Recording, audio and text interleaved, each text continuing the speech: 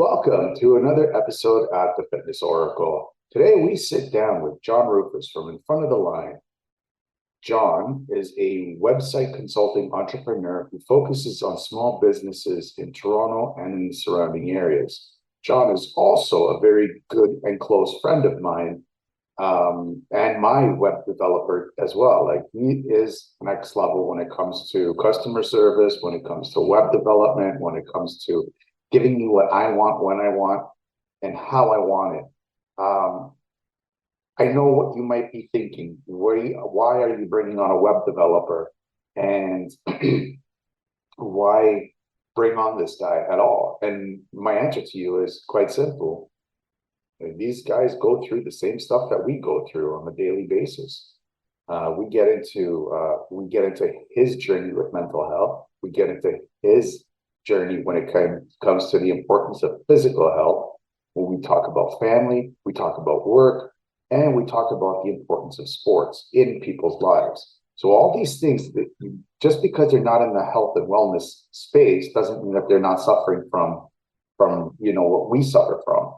As I have a tendency of bringing on health and wellness specialists and martial artists and personal trainers. So just because they're not part of that circle doesn't mean that they don't struggle with it. And John is a successful entrepreneur, and it's very important to bring on these people so that we can get more different perspectives.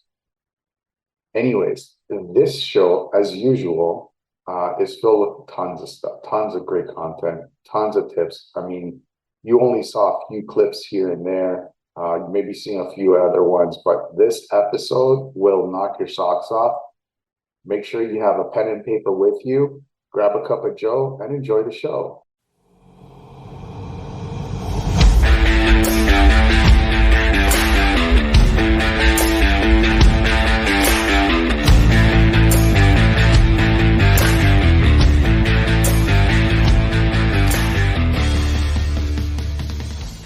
Welcome to the Fitness Oracle, where we have real conversations with real people just like you, with real stories just like yours. And this is one of their stories. I am your host, John Katsavos. My guest today is John Roufas from In Front of the Line. John is a website consulting entrepreneur who focuses on small businesses in Toronto and the surrounding areas. He is also a good and old friend of mine and my web developer. And that intro is not true because now he focuses all across the United States and in Toronto. John, welcome to the show. Hey, John, thanks for having me on. So how's the stomping grounds? How's the old stomping grounds? Things are okay. The life in Toronto is the way it is. Things are good. Industry is, what it is, plugging away, and trying to always find new ways to kind of get ahead and stay ahead. That's awesome. I'm hearing rumors that the old ways are coming back, the masking and all that stuff. The old way, that's a good way of putting it. Yeah, so a lot of attention is kind of focused to get people masked up again here in Toronto.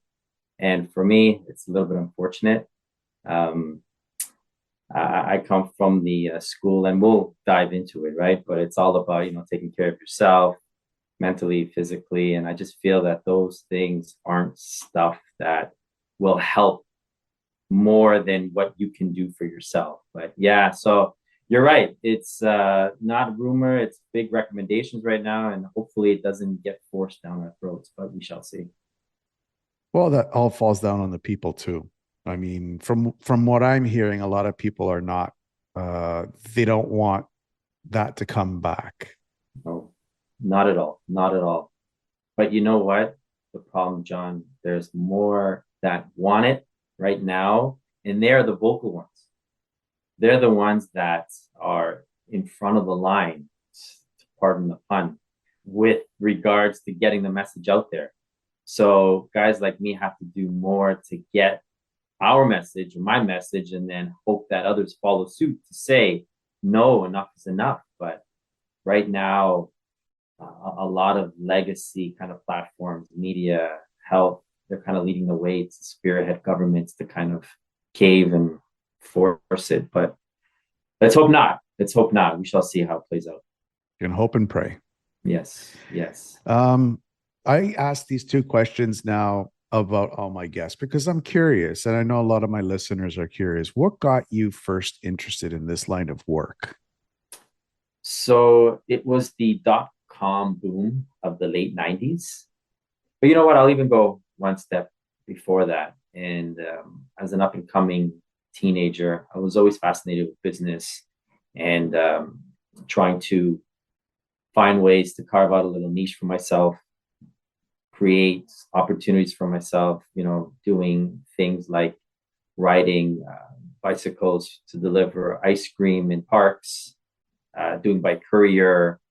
And there's another kind of fitness approach to making money and staying healthy. But it was all about kind of being entrepreneurial. And then the .com boom happened in the mid to late 90s. And I wanted to get into that. And because I was kind of fascinated, not so much by the stories of success stories you heard of people who really took off with that, but more because it was something new and I kind of want to stay ahead of things that are new and kind of get involved in new things. And yeah, went to school, got some experience, and as they say, the rest is history. We'll dive into a lot of talking points that you brought up, and because I'm curious about some of the stuff. We'll do that a little bit later, but for now, have there ever been moments, you and I both know how fun being an entrepreneur really is. Have there ever been moments in your journey where you've just said, you know what, screw this, I'm done, I'm gonna go somewhere, get a job, and I don't want to deal with being an entrepreneur anymore? This morning. It comes with the whole process. So yes, there's a lot of times, and I won't lie, to this day, all joking aside, where you wake up and you realize you have a lot on your plate, and you realize that you need to do 5 times more than the amount of hours in a day to kind of get caught up and stay afloat. And you know all the challenges. I don't need to tell you with all that's going on around us in the world right now and over the last 2 years. So being an entrepreneurial meant that you have to be doing that much more and being that much more capable of handling all that's been thrown your way. But yeah, to answer your question, definitely many times. And it started from when I first got into it, because when you first start, you get excited with being an entrepreneur.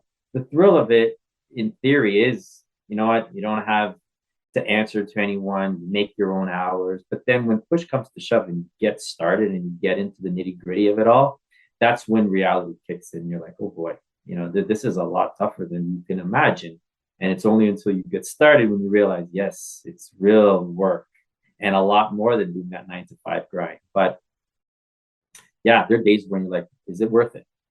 And more times than not, yes, because that's the end result, that I do come to the conclusion it is worth being your own boss and to kind of make a difference in whatever it is you're trying to achieve. It's funny because I heard this on another podcast, a friend of mine's podcast, and he was interviewing somebody, I can't remember who. And the guy goes, it's funny. He goes, because you actually trade your 9 to 5 job for the 5 to 9 job. Yeah. And sometimes that 5 to 9 can be 5 a.m. to 9 p.m. Right. That's what I mean. The 5 to 9. Yeah. Yes, exactly. I hear you. So, or it could be the 5 p.m. to 9 a.m., whatever it is, however you want to kind of get specific with the brackets and timelines. But yeah. And you know what else it could be sometimes?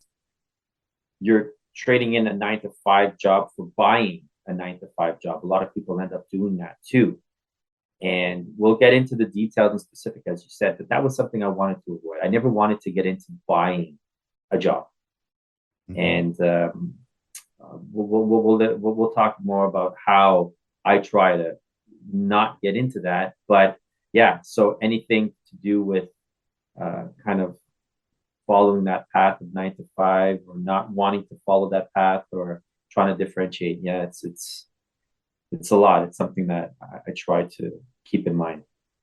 Mental health plays a huge role, huge, massive role when it comes to running your own business, trying to get everything done before the day is done, and you don't even know when the day is going to be done. What are some of the things that you do that help you just, I don't want to call it cope, but help you stay focused on the task at hand, because it could become so overwhelming?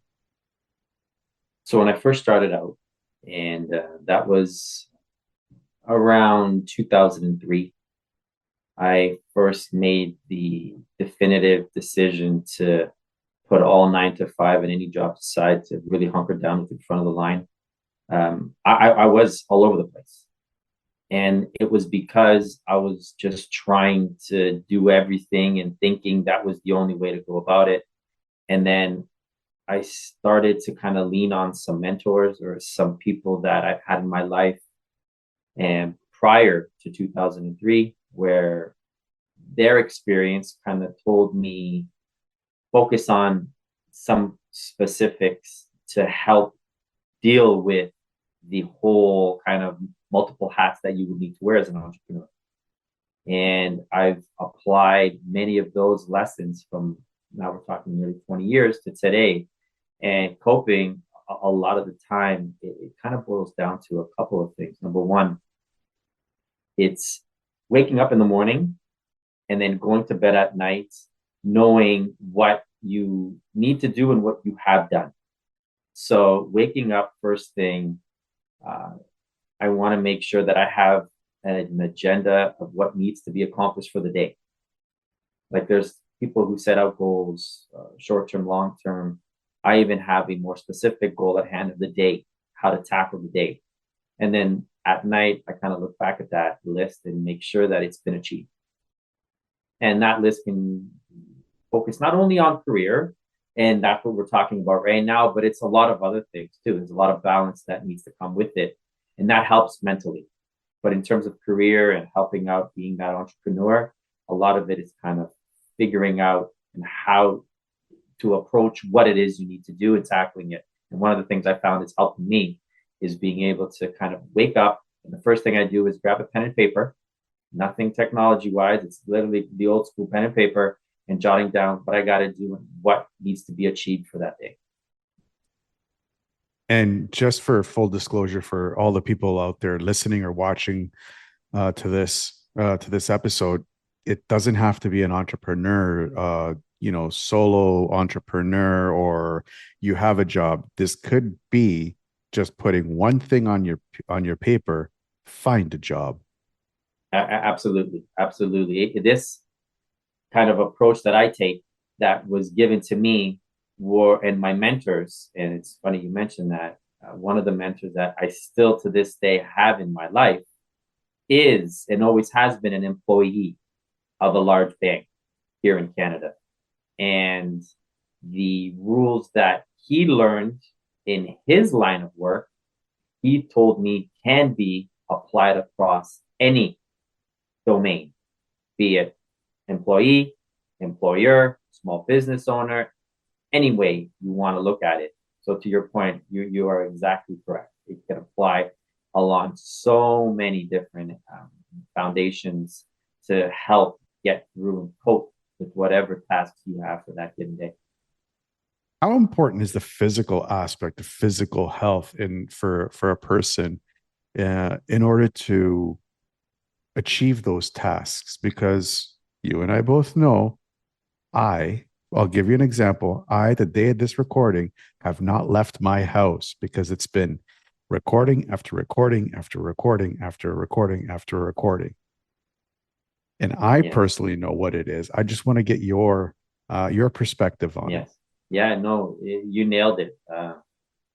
Physical stimulation of the body is something that helps me cope as well. Personally speaking, I find that it's important for me to set aside time to help with my physical well-being in order to attack all the tasks that need to be dealt with. So in my line of work, I have a set kind of tasks that need to be done daily that, of course, are going to be different from yours and different from another individual's, be it 9 to 5 or entrepreneurial or however the tasks need to kind of be laid out. But in the case of physical and approach and stimulation of the body to help with those tasks, I find that being aware through physical activity and staying true to making yourself be in the best physical shape would help me, and I believe help others, kind of approach the day and get those tasks completed. Do you schedule those inside your calendar, like throughout the day? Say, like between 2 and 4, all I'm doing is walking or going to the gym.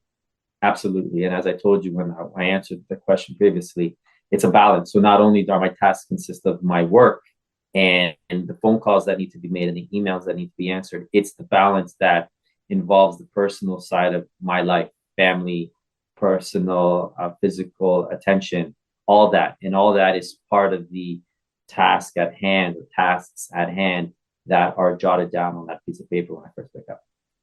Speaking of family, it's difficult sometimes when you're dealing with family, especially when it comes to you and I are both Greek. You and I both know the struggles it comes with you telling your family, hey, you know what? I'm going to start opening up my own business. Yeah, even though our parents have done it, it's just still doesn't matter. A lot of them are like, well, doesn't matter what I've done. The kind of standard is go out there, get a job, and then, have the steady income and paycheck and take care of all your responsibilities. Yes. So yeah, that support system is very important. So you have to kind of approach it. And these are two things that I notice for me work well. Number one is being fully transparent and letting my wife, in this case, kind of know what my intentions are and have been and what my goals are towards achieving them. And then number two is kind of showing how important it is and really putting the effort to make them realize that, yes, you are devoted. And that's something that I feel for family is something that I can only control. What happens with my wife and how she sees what I do, then I feel the results will come from her side, how she accepts the decisions I've made for a career. I can't speak to a wife because I don't have one. It's a different conversation with other family members, parents, siblings. It's a very different conversation. I have a tendency of just not telling anybody what I'm doing. Just limits the amount of tension that could potentially bring. Is there another way of communicating that kind of having a different conversation, maybe? Yeah, that's a good question. So to your point, how you deal with it in your way, it's to, if I may just kind of see that you tend to kind of avoid dealing with confrontation or avoid dealing with have to kind of let loose and be fully transparent. And in the short term, that could be something that is positive because you're avoiding anything and everything that comes with having to kind of come clean and explaining all that, and then dealing with all the headache and aggravation that a parent, sibling, or in the case of me, a wife, comes with. But sometimes kind of looking at that and realizing that if you're avoiding, and the opposite to that is kind of being transparent, kind of trusting the individual or individuals that you will be sharing your story with.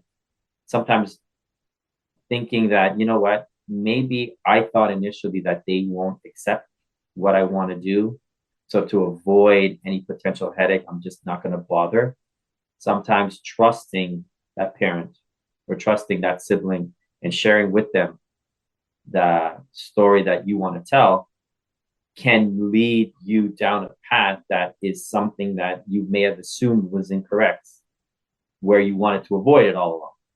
Whereas telling them and trusting them could lead to something positive, because then it can be a support system that you can lean on eventually. You could go back to that parent or sibling or wife and say, you know, here I am, here's my situation, this is what I want to do. And then they could bring value to that discussion where you assume that maybe it was best to avoid because you didn't want the confrontation. How important is failure? That's a good question.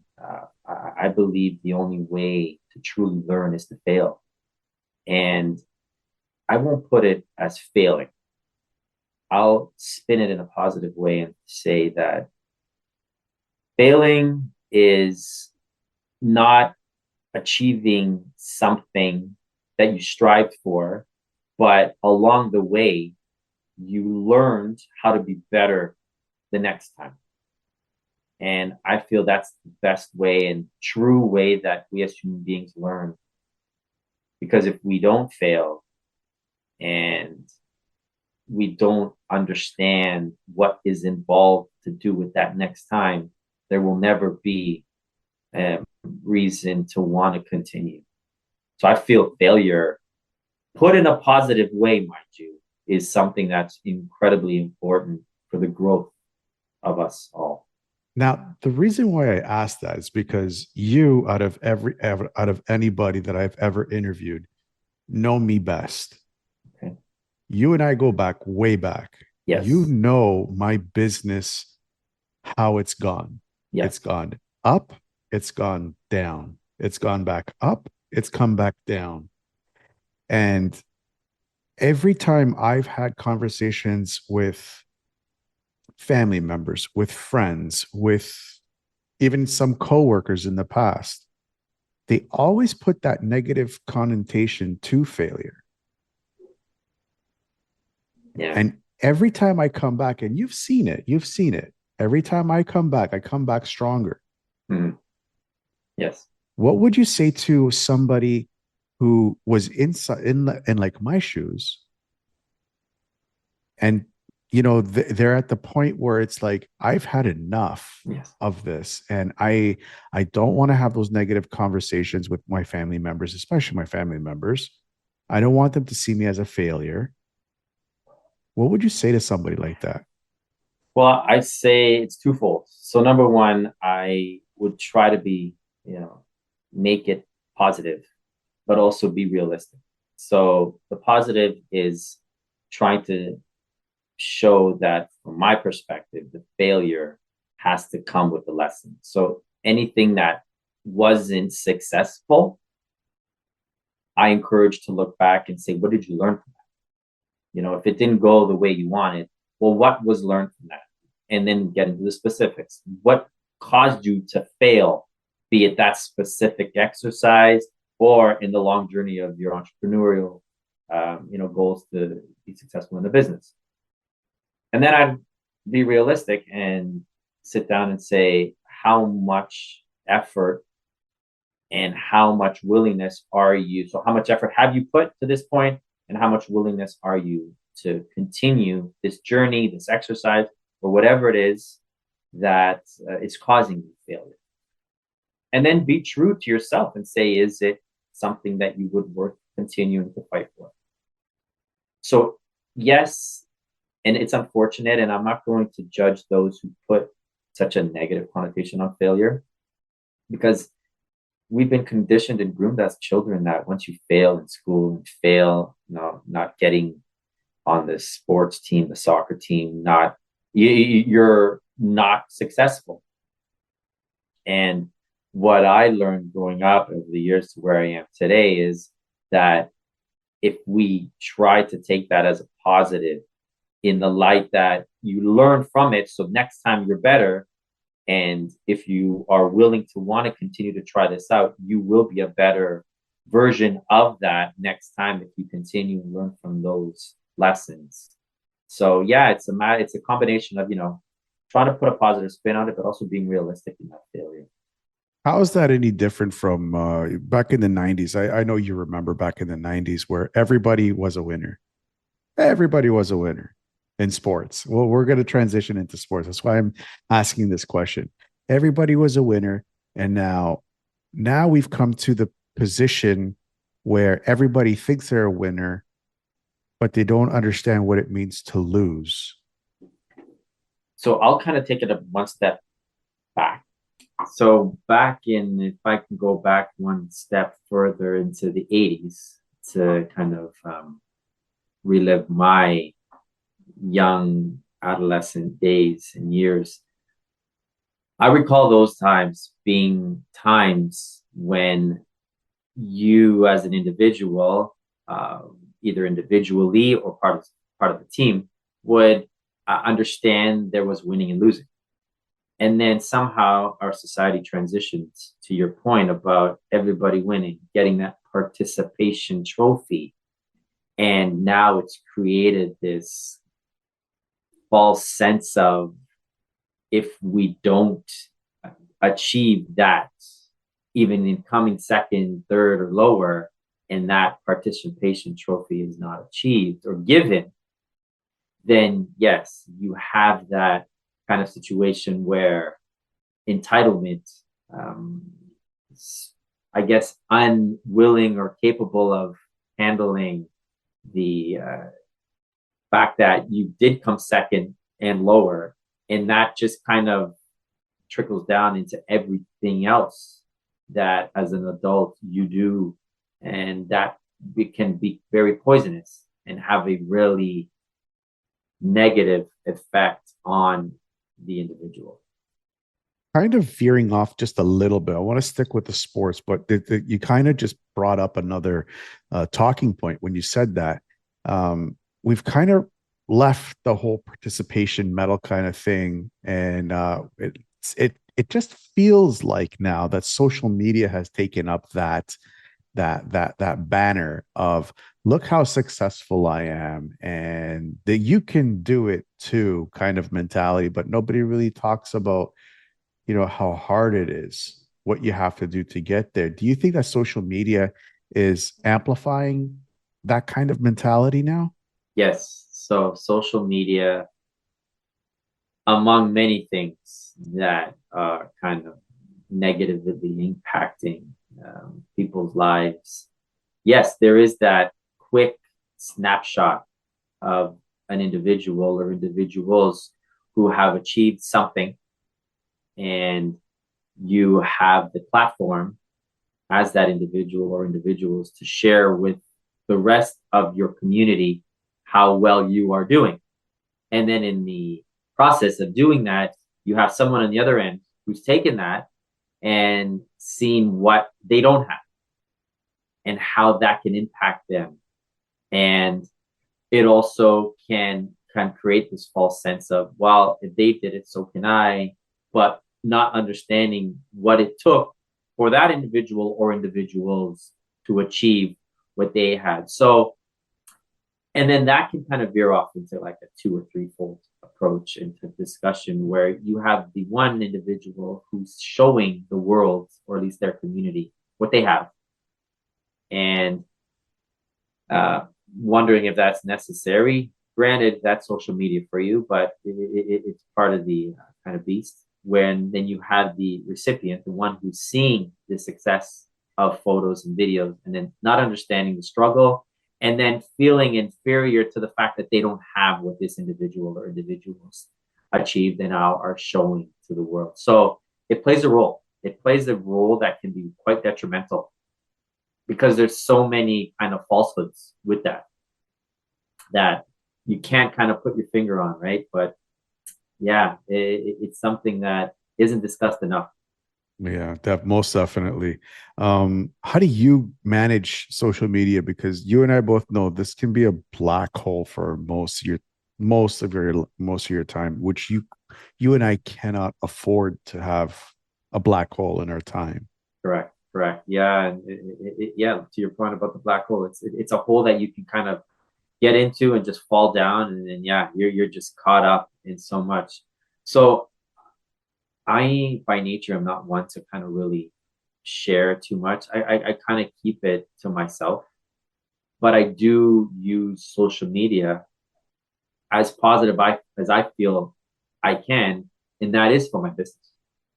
I feel that there is some good to social media, right? So some of the good and positive is getting your message out there, promoting in a more organic and natural sense, letting individuals in your community know what you're all about, that they can take and use to kind of be that opportunity for, how can I put it, a networking opportunity. I could share a story of my business on a social media platform, and then with someone in my community takes it, and then they can share that to somebody else that could use my service.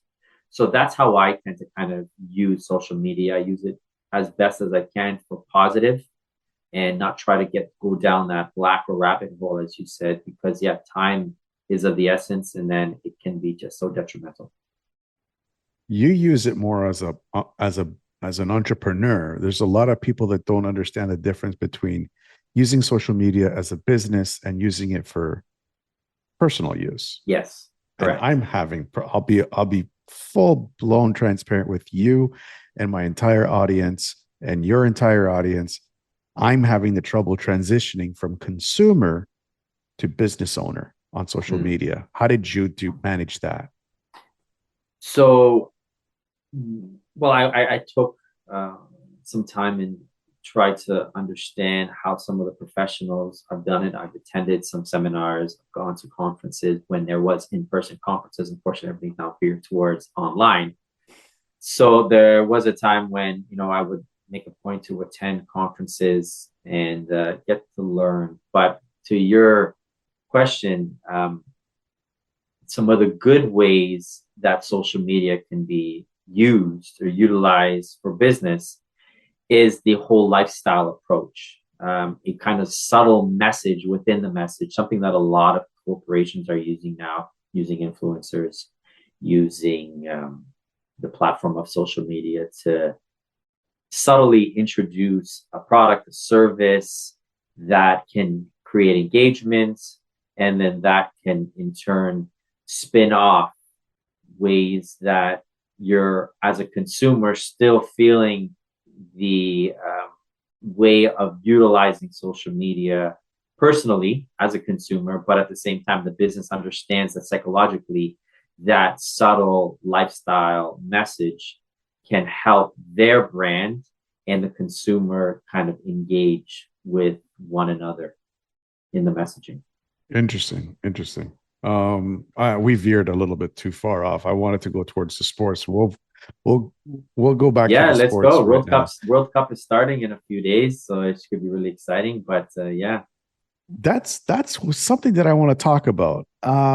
We have these major competitions every so often, once a year, once every 4 years, once every 2 years, and it has a tendency of consuming people. yes. You know what I mean?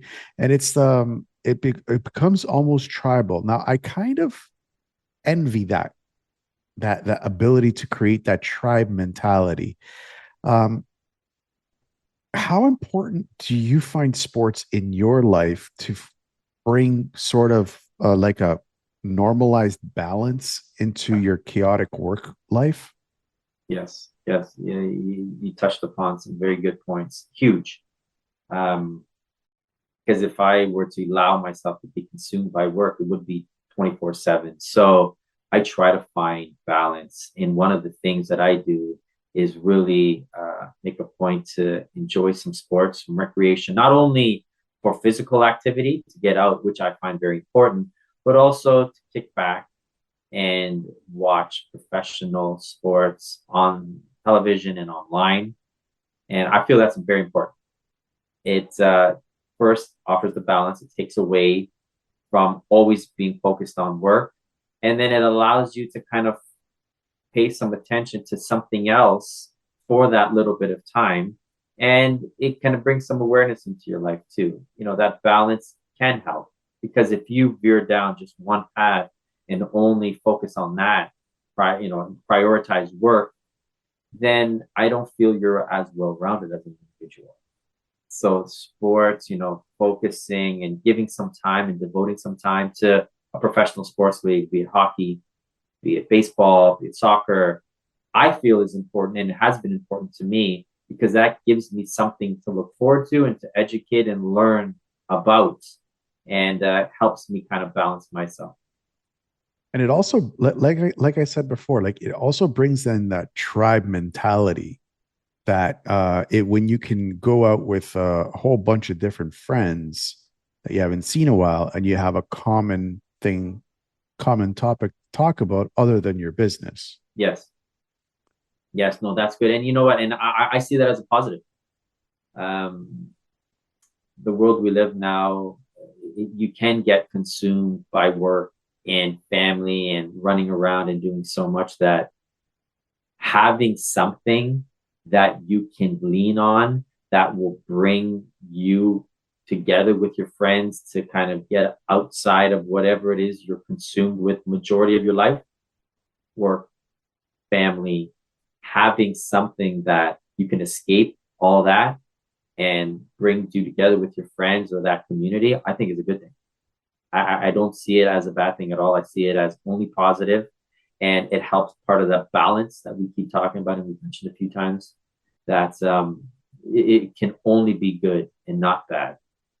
Yeah, I agree. I agree with that because that's how I used to use sports. Watching the Leafs win, do amazing during the regular season, and then get disappointed in the playoffs. It's just a normal Leaf mentality, and all Leaf fans know about it. And not only all Leaf fans, generations too. It's like, you can talk to some 70-year-old on the street and you can talk to a 20-year-old, and that's the common thing with the Leafs. It's like, that's all right. Who cares? Let's wait until the playoffs and then we'll see. Exactly. Then come talk to me. Until then. Exactly. You can have Austin Matthews win all the records in the during the regular season. Let's see what he does in the playoffs. Exactly.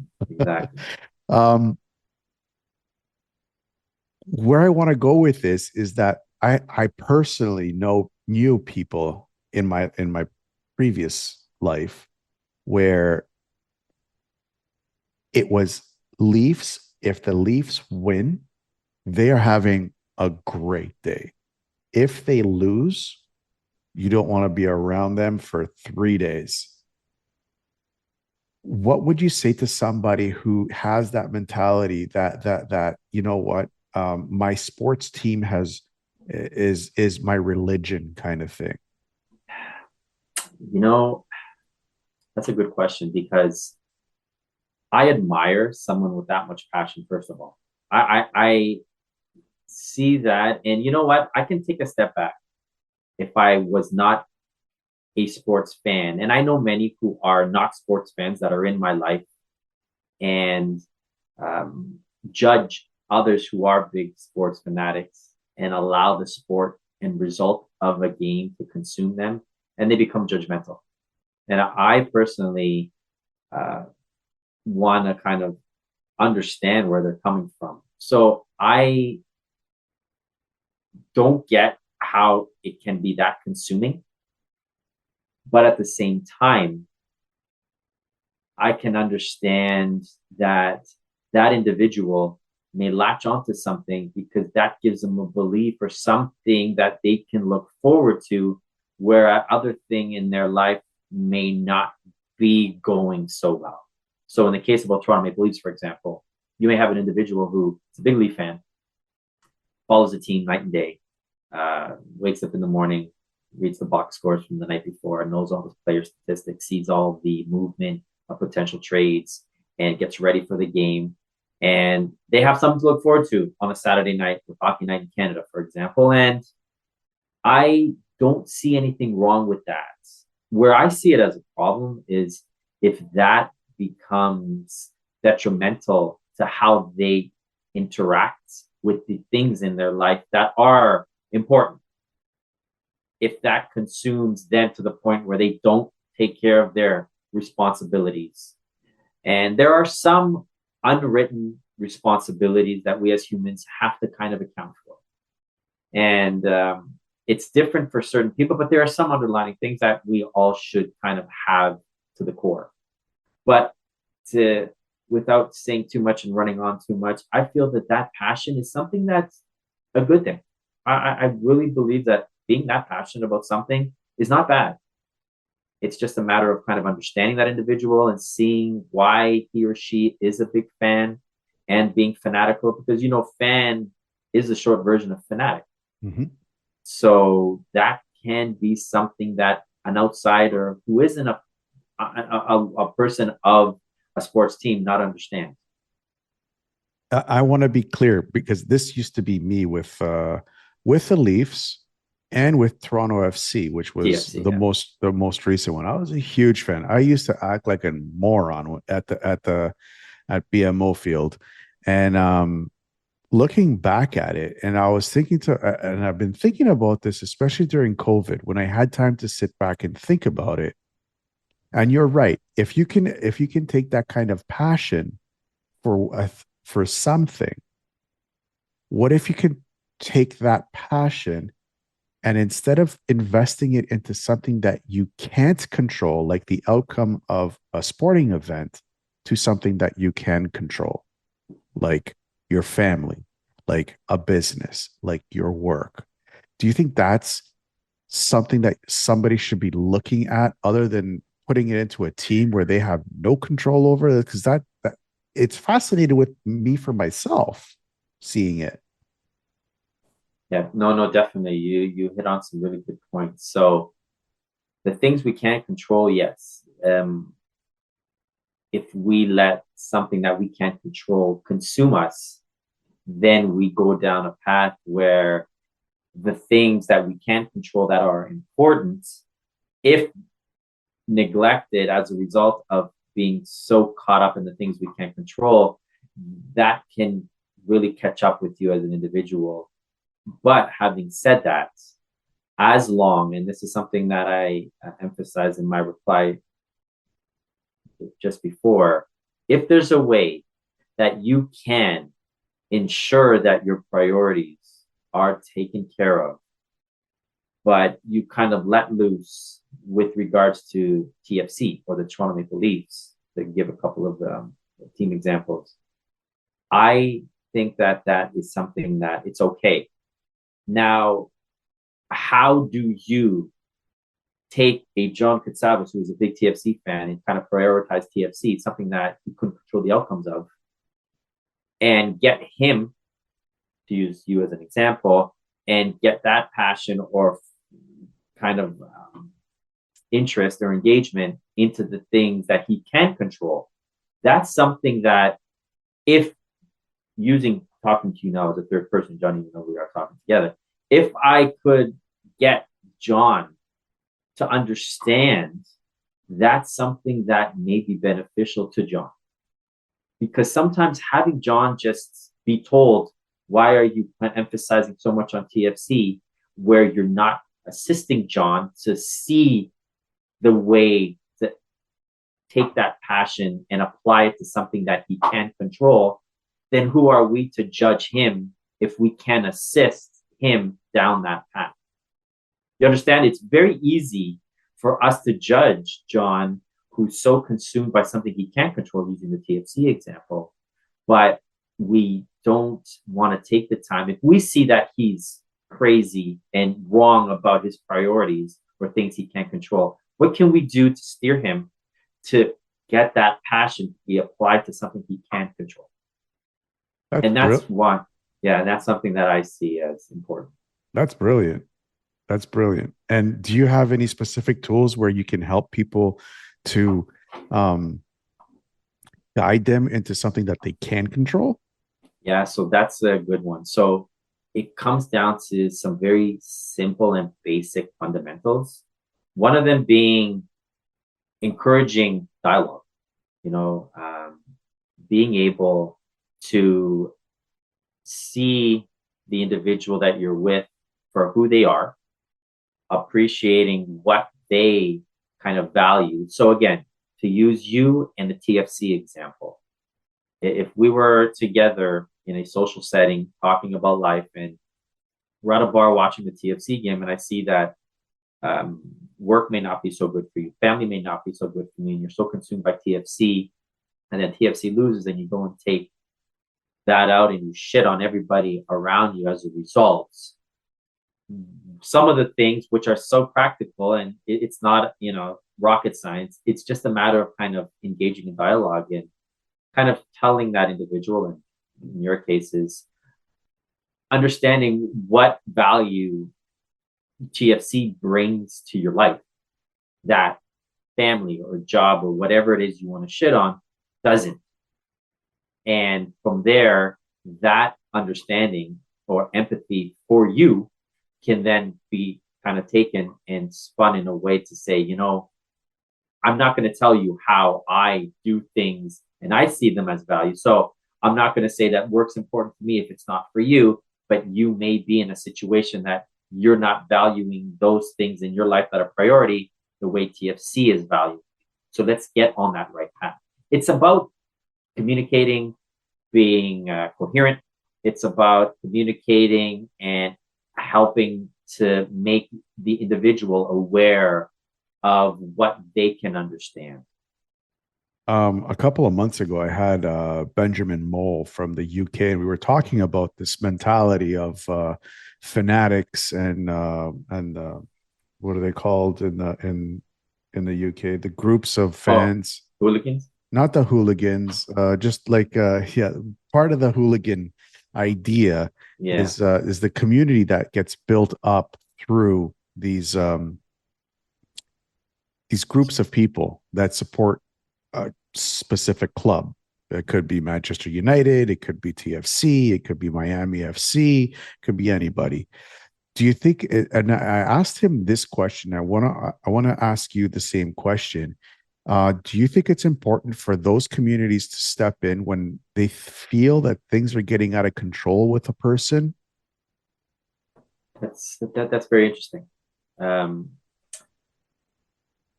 So I guess what you're saying is you feel they may have a responsibility to somebody within their community, particular community. Within their community, if they see somebody where the club culture is getting out of control with this person, for them to kind of step in and do an intervention with this person to help them.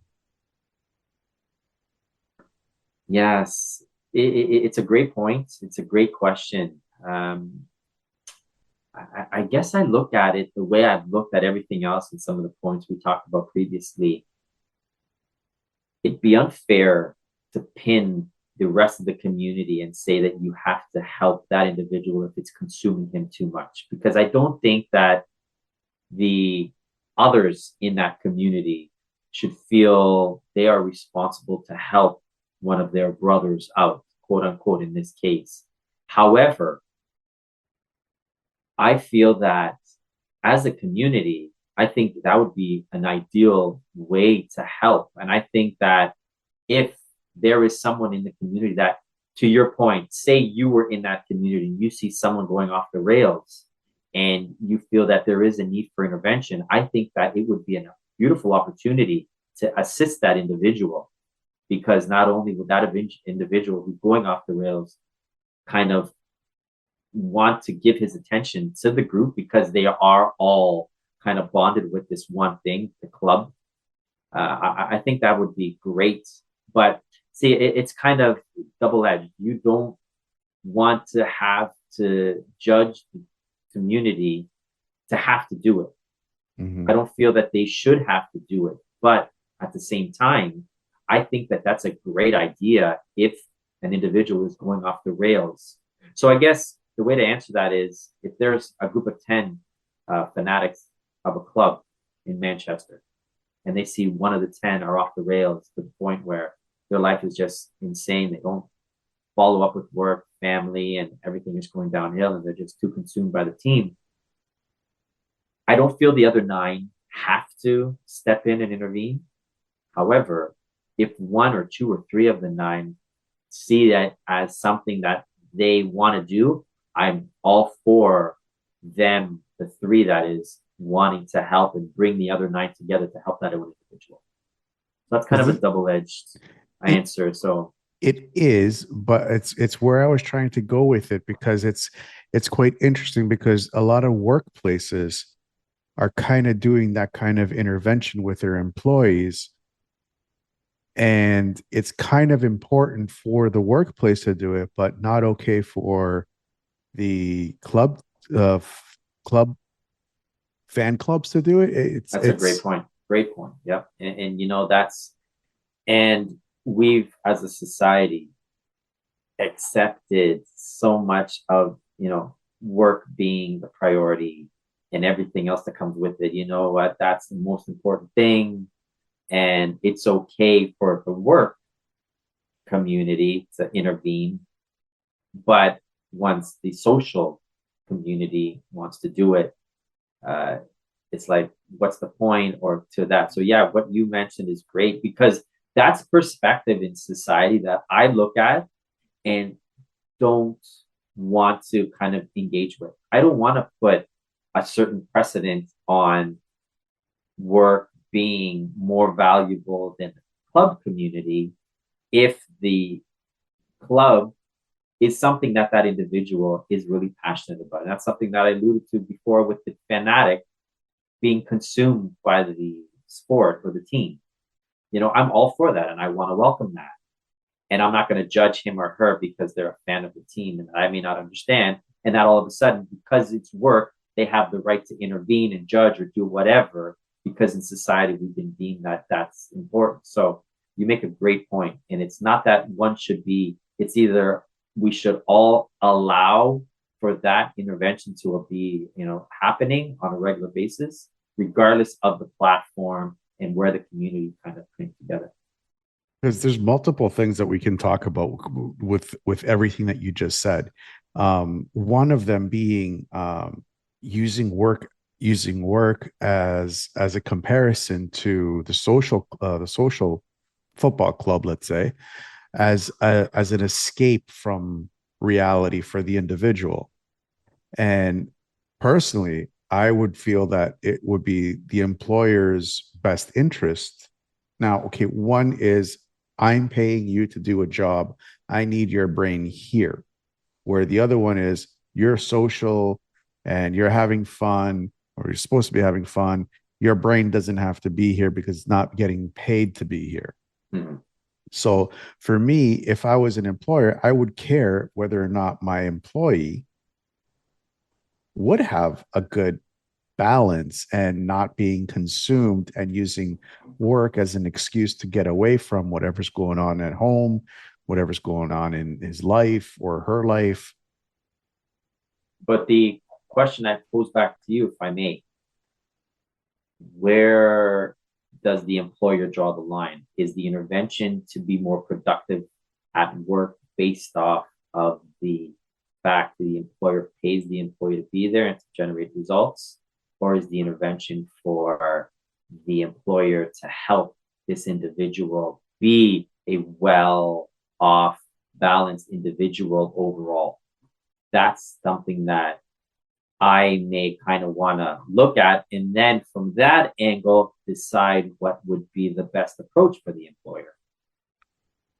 If you're asking me that question. Well, I'm asking to kind of clarify what, because you were talking about, you feel the employer, because they're investing in the employee.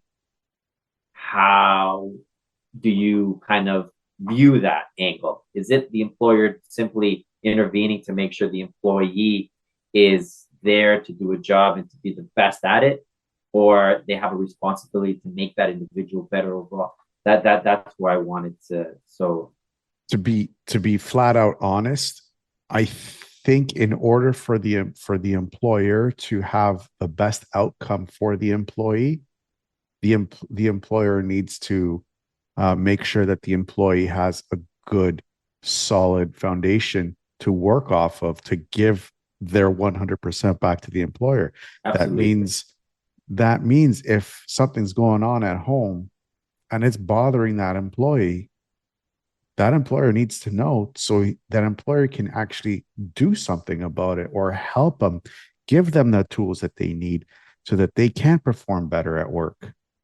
I agree 100%. And that's where I was going with my question in response to you. If the employer was there simply to make sure the employee was producing and didn't care about what's affecting him or her to not produce to the level that is expected or hoped of that employee, and they're there simply to churn out somebody and say, okay, if this individual isn't cutting it, who cares what issues he's having at home, or if whatever she's having at home, let's replace with the next.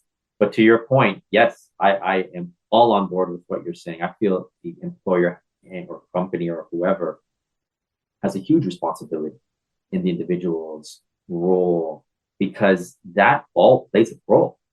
Everything that goes into their life factors in on how they will perform at work. Mm-hmm. So I am with you 100%. I feel that the employer has an obligation. And I feel that it's in the best interest of the employer to want to put the employee in the best lights to come to work and be willing to perform at their highest level.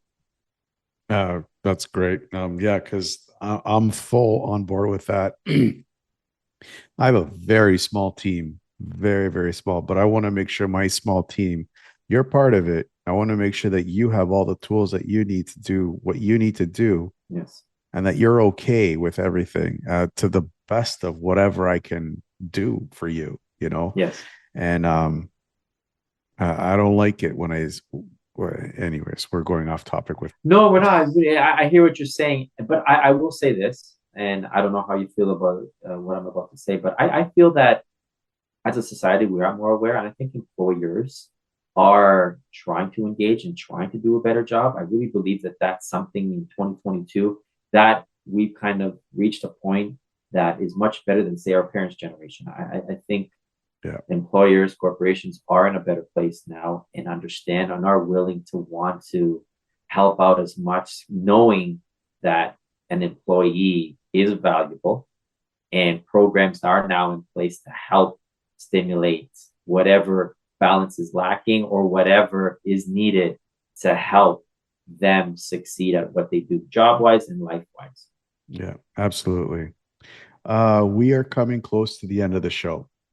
And these are the 7 or 8 questions I ask all my guests. I just want your perspective on these 7 or 8 topics. Yeah, let's do it. With the increase in people suffering from depression from the constant uncertainty that we've been living through over the last 2 to 3 years, what would be the one thing that you can tell them to keep their hopes up? Yeah, that's a great question. I would say that everyone is in this together. We all endured, and we all should reach out to someone that they value and not be afraid to open up and let them know how you're feeling.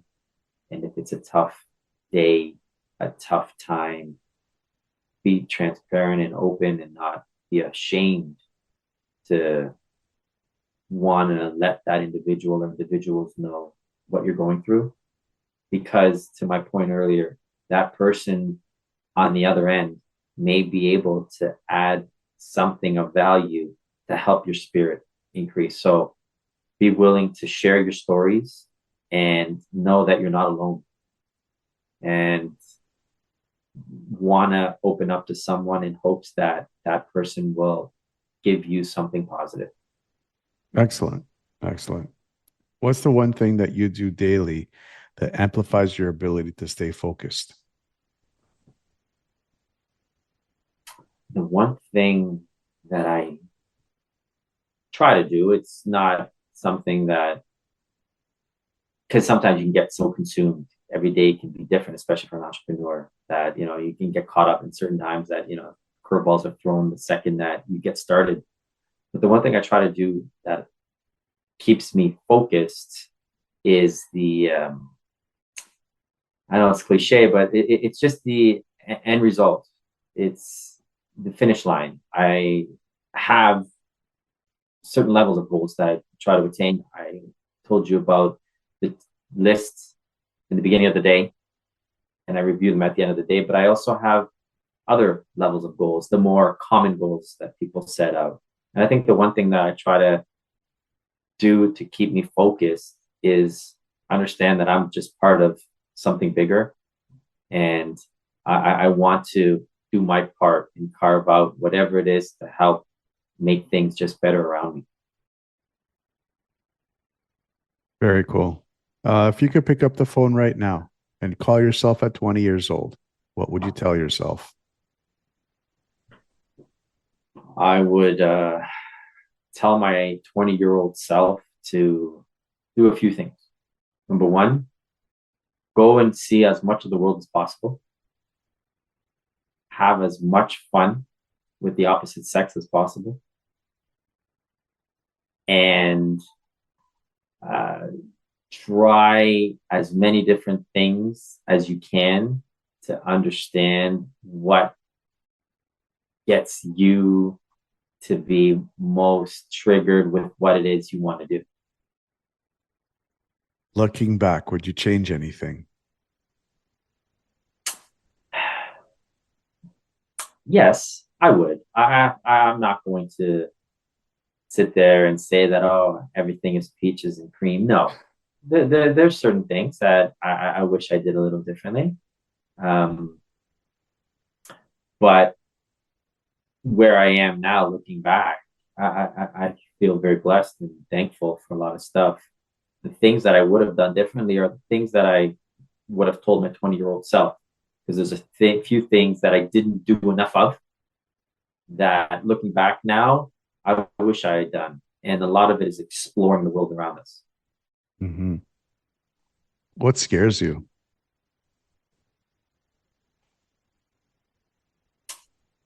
Well, the one thing that scares me is thinking that I may let the Almighty, being the Lord, down with some of the decisions I make. Because there could be a time where I may decide to do something and God may judge that as selfish. And I don't want that to affect what I have been blessed. That'd be the one thing that I think would scare me above anything else. Because everything else, the people we deal with, I feel are all on the same level. And I feel the Lord is the one above us all that ultimately judges us. Very good. Very, very well said. Where do you see in front of the line in the next 5 years? So in front of the line in the next 5 years, ideally, I would like to get it to a place where residually I'm able to add a lot of value. Attending one seminar a few years ago, I was taught that value can be judged many different ways. You know, how much worth your company is if you choose to sell, how much of a hierarchy your company has in terms of, you know, upper management to lower management to employees. And a third kind of vertical is how residual the company can be sustained when you step away. And that's the goal that I want to achieve.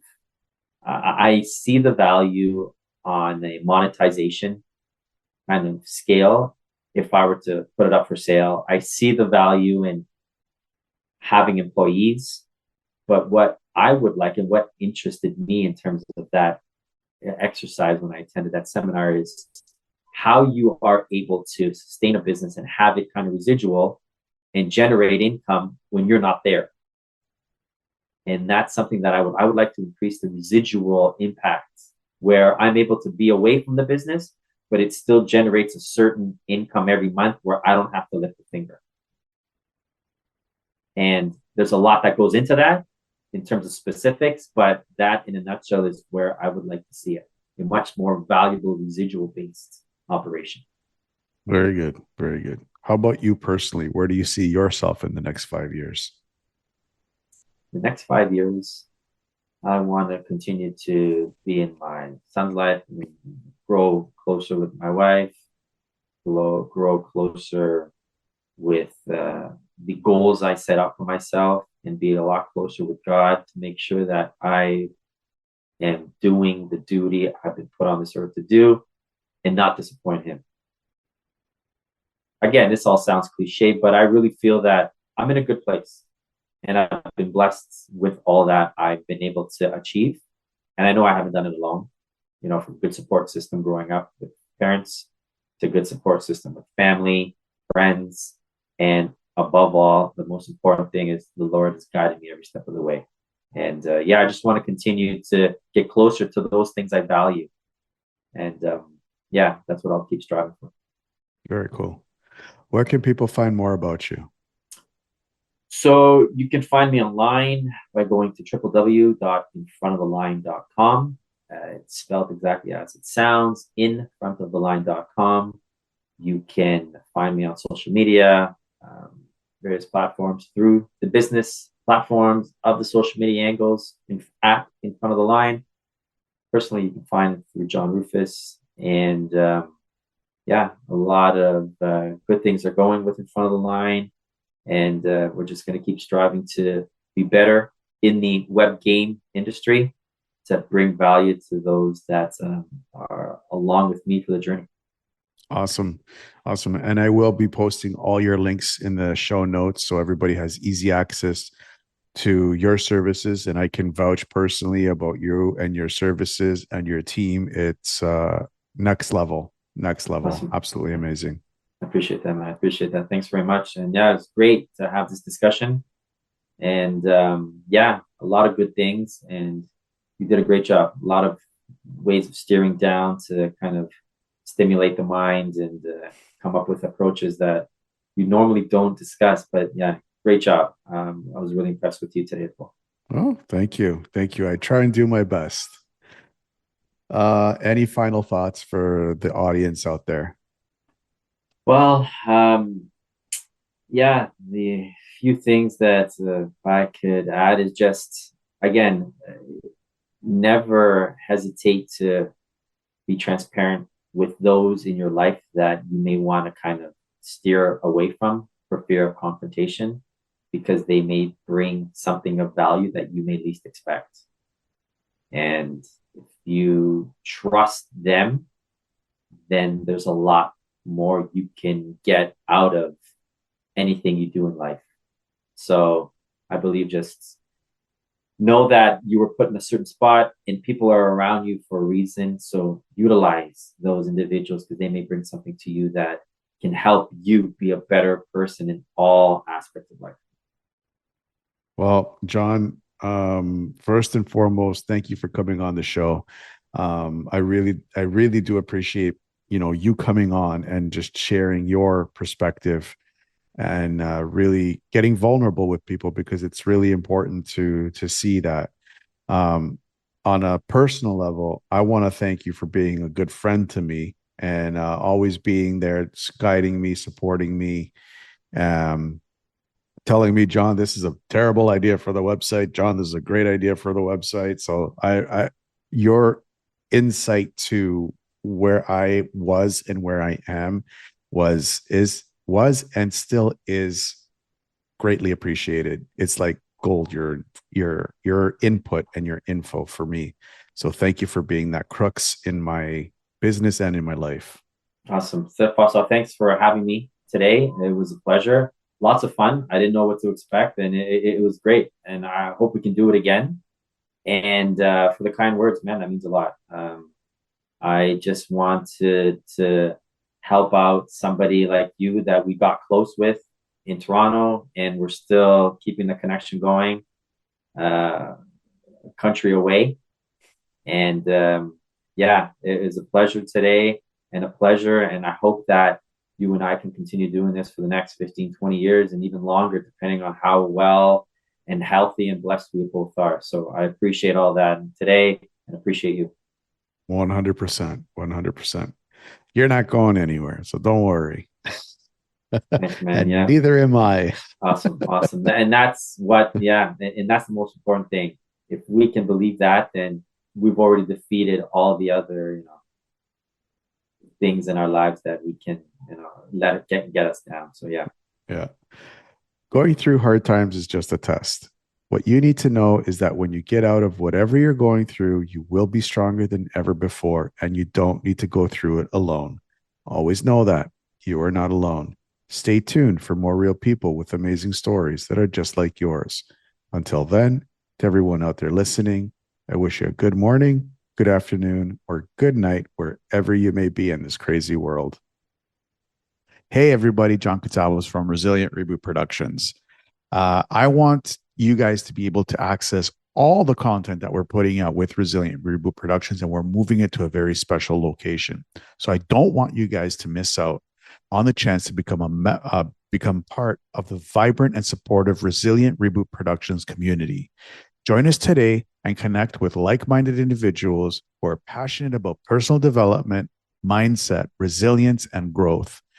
By becoming a member, you'll gain access to a wealth of valuable resources, including exclusive content, live events, and discussion forums where you can share your thoughts and insights on the latest podcast episodes. Take action now and join our community to start your journey towards a more fulfilling and resilient life.